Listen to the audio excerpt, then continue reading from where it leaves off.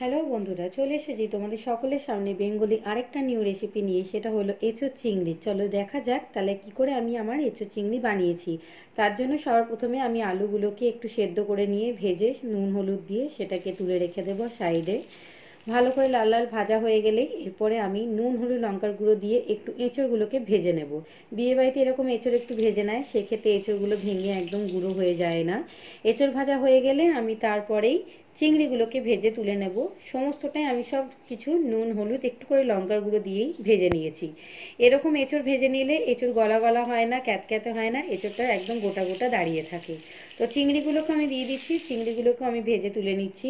চিংড়িগুলো ভাজা তোলা হয়ে গেলে আমি এবার এঁচোড় চিংড়ি মশলাটা রেডি করে নেব। তো তার জন্য এখানে আমি 1 ইঞ্চির থেকে একটু বেশি আদা কুচি করে রেখেছি, সেটাকে এখানে দিয়ে দেবো। দিয়ে দিচ্ছি 10 থেকে 12টা রসুন কুচি, একটা কাঁচা লঙ্কা, যেরকম তোমরা ঝাল খেতে পছন্দ করো। দিয়ে দিচ্ছি 1 থেকে 2টো ছোটো সাইজের টমেটো, হলে 2টো, বড় হলে একটা। এবার সমস্তটা একটা স্মুথ পেস্ট করে নিচ্ছি। তার মধ্যে আমি হলুদ গুঁড়ো, ধনে গুঁড়ো, জিরে গুঁড়ো, নুন, লঙ্কার গুঁড়ো আর একটুখানি গোলমরিচ দিয়ে দিচ্ছি। সমস্তগুলোই আমার 1 টিস্পুন করে আছে। যেরকম এঁচোড়ের পরিমাণ সেরকম তোমরা বাড়ি কমিয়ে নিও। এবারে আমি তেল গরম করে ফোড়নে শুকনো লঙ্কা, তেজপাতা ফোড়ন দিয়ে তার মধ্যে একটু চিনি দিয়ে দিচ্ছি। চিনি দিলে রঙটা খুব ভালো আসে। আর এখানে আমি 3টে বড় সাইজের পেঁয়াজ একদম মিহি কুচো করে রেখেছি, সেটাকেও আমি ভালো ভালো লাল লাল করে ভেজে নেব। যখন এরকম লাল লাল ভাজা হয়ে যাবে সেক্ষেত্রে কাশ্মীরি রেড চিলি দিয়ে দেবো। এক্ষেত্রে কষার যে কালারটা সেটা খুব সুন্দর বেরিয়ে আসবে। এবার যে পেস্টটা রেডি করেছিলাম সেটা দিয়ে ঢাকা দিয়ে দিয়ে তেল ছাড়া অবধি সুন্দর করে কষিয়ে নেব।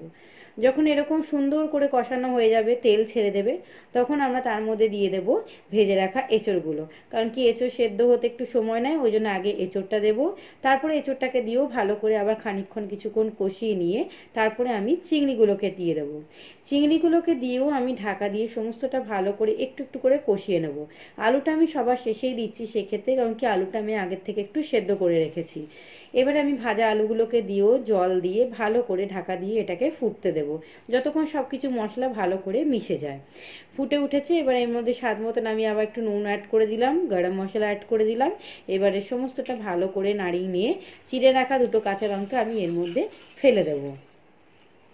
আমাদের এঁচোড় চিংড়ি একদম রেডি হয়ে গেছে। বিয়েবাড়িতে যেরকম এঁচোড় চিংড়ি হয় আমি সেরকমই তোমাদের সামনে পরিবেশন করে দেখিয়েছি।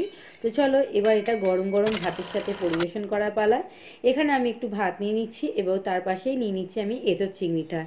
বিয়েবাড়ির স্টাইলে, ভোজবাড়ির স্টাইলে যেরকম অনুষ্ঠান বাড়িগুলোতে হয়ে থাকে, আমি আজকে সেইভাবেই তোমাদেরকে এঁচোড় চিংড়িটা করে দেখিয়েছি।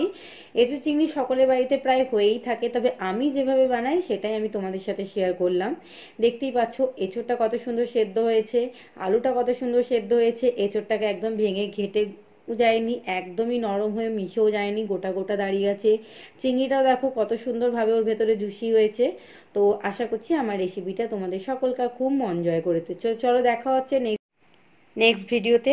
সকলে খুব ভালো থেকো, সুস্থ থেকো, টাটা।